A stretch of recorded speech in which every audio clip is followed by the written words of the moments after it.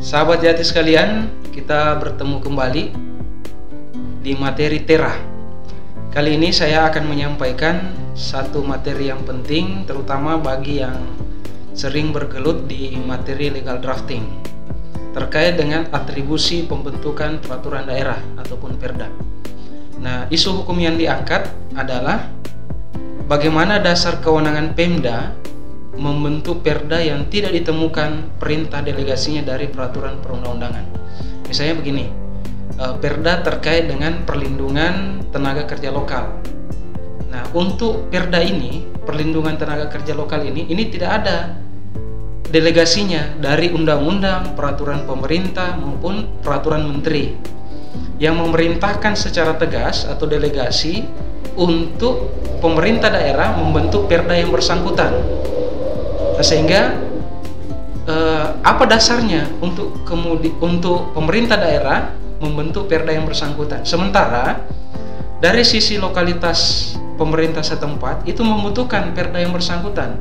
Nah, pertanyaan-pertanyaan ini biasanya muncul dalam proses penyusunan naskah akademik, muncul pada saat fasilitasi ataupun harmonisasi di Biro Hukum Provinsi maupun di Kementerian Dalam Negeri. Berikut saya akan memaparkan terkait dengan atribusi kewenangan pembentukan peraturan daerah. Untuk diketahui terlebih dahulu terkait dengan pelimpahan kewenangan yang diberikan oleh suatu peraturan perundang-undangan, ya, tidak selalu dinyatakan secara eksplisit. Jadi banyak peraturan perundang-undangan yang secara tegas mendelegasikan kewenangan kepada lembaga atau instansi tertentu membuat pengaturan lebih lanjut dalam rangka pelaksanaan peraturan tersebut. Nah, dalam pembentukan perangkat hukum atau peraturan pelaksananya, di situ terdapat yang namanya pelimpahan kewenangan atribusi. Nah, atribusi ini harus kita pahami terlebih dahulu adalah pemberian kewenangan oleh Undang-Undang Dasar atau undang-undang kepada lembaga negara atau organ pemerintahan untuk membentuk peraturan perundang-undangan termasuk Perda. Nah, sifat daripada atribusi ini terus-menerus. Jadi dapat dilaksanakan kapan saja jika kemudian dibutuhkan oleh organ pemerintahan tadi. Tapi dengan ketentuan pelaksanaannya sepanjang tidak bertentangan dengan kepentingan umum dan juga tidak bertentangan dengan kesusilaan. Nah, dalam mempelajari terkait dengan kewenangan ini ada juga kita kenal terkait dengan kewenangan delegasi dan juga kewenangan mandat. Tapi saya tidak terlalu fokus membahas kewenangan delegasi dan juga kewenangan mandat tersebut. Hanya poin-poinnya saja. Bahwa kalau delegasi itu adalah pelimpahan yang secara eksplisit dari suatu peraturan perundang-undangan, baik mengenai organ pemerintahan yang dituju untuk membentuknya maupun bentuk instrumen perangkat hukumnya, ya, sekaligus materi muatannya yang akan diatur dalam peraturan perundang-undangan yang akan dibentuk. Jadi kalau kewenangan delegasi dalam pembentukan Perda ini biasanya kita akan menemukan itu dalam konsideran peraturan perundang-undangan, ketentuan lebih lanjut terkait dengan hal apa yang dibahas diatur dalam peraturan daerah. Jadi ada diksi nomenklatur secara tegas menyebutkan terkait dengan ketentuan delegasi itu. Tapi kalau kembali lagi, kalau penjelasan di awal tadi, kalau atribusi itu tidak ditemukan terkait dengan perintah tegas seperti halnya delegasi tadi. Nah, kembali lagi ke topik bahasan terkait dengan kewenangan atribusi pembentukan Perda perlindungan tenaga kerja lokal. Ini contoh saja. Jadi pada prinsipnya pemerintah daerah memiliki kewenangan atribusi berdasarkan materi peraturan perundang-undangan yang lebih tinggi. Ini poin utamanya. Jadi walaupun tidak ada dalam undang-undang, peraturan pemerintah dan juga peraturan menteri terkait dengan perintah delegasi, tapi pada prinsipnya pemerintah daerah dan juga DPRD itu berwenang membahas dan juga kepala daerah nanti menetapkan terkait dengan Perda Perlindungan Tenaga Kerja Lokal ini, karena kewenangannya bukan kewenangan delegasi di situ, tapi kewenangan atribusi.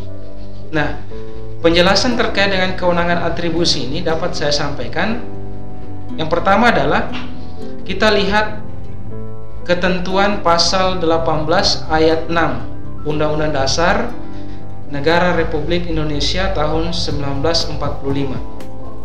Itu menyebutkan bahwa pemerintah daerah berhak menetapkan peraturan daerah. Jadi ada diksi pemerintah daerah berhak menetapkan peraturan daerah.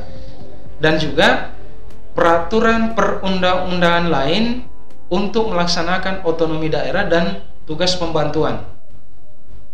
Kemudian setelah Undang-Undang Dasar ada lagi dalam Undang-Undang Pemerintahan Daerah. Jadi Undang-Undang Nomor 23 Tahun 2014. Undang-undang ini sudah dilakukan perubahan beberapa kali dan terakhir kali dengan Undang-Undang Nomor 1 Tahun 2022. Dalam Undang-Undang Pemda ini, khususnya pasal 236 ayat 4 ini menyebutkan bahwa selain materi muatan Perda tentang penyelenggaraan otonomi daerah dan tugas pembantuan serta penjabaran peraturan perundang-undangan yang lebih tinggi, Perda dapat memuat materi muatan lokal sesuai dengan ketentuan peraturan perundang-undangan. Jadi ada tambahan bahwa Perda itu bisa memuat materi muatan lokal. Terus yang berikutnya saya sampaikan dengan mengutip pasal 14 Undang-Undang 12 2011.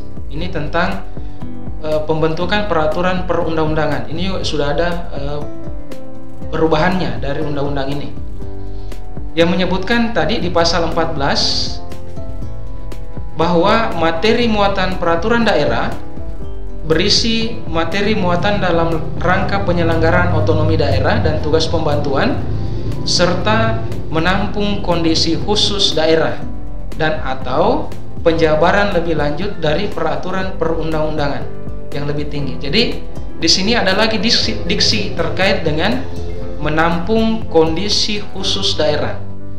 Maka dengan demikian, peraturan daerah yang dibuat oleh DPRD dan nanti dibahas bersama dengan kepala daerah itu dapat dibentuk dengan cukup mendasarkan pada Undang-Undang 23 2014 dan juga Undang-Undang 12 tahun 2011 sebagai undang-undang yang memberikan atribusi kewenangan pembentukan Perda dimaksud.